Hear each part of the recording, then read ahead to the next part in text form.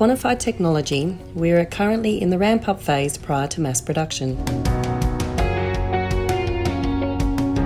By emulating a small-scale production line, this enables our engineers to identify and implement test points, processes, testing and assembly tools, as well as creating assembly documentation for our manufacturers. This is also an important time for Quantify to build relationships with suppliers and test our supply chains. In this video, we will be showing the production and assembly process for the second part in our qDimmer series. This product is the dimmer. Once we receive our PCBs, Mark Kitson, one of our engineers, tests the boards. When I run the software, you need to test that the software is producing the result that you expect. You would set a configuration so that it would turn on a light, for instance, at the right time.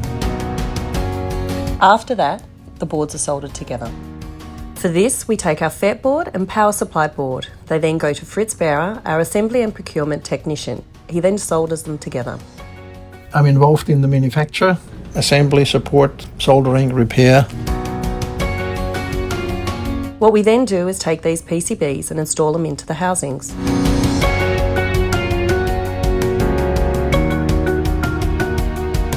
These units then undertake final product testing and the data is injected. Now, the reason for these cheeks is you've got to make sure you have a repetitive quality. Number 1 has to be like number 10 million.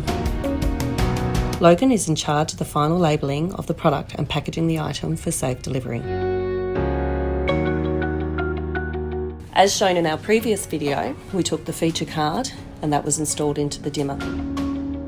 This gave us connectivity, but the important part is missing is our fascia. In the next video, we'll be highlighting the fascia. This will be introducing you to our design department and our user experience.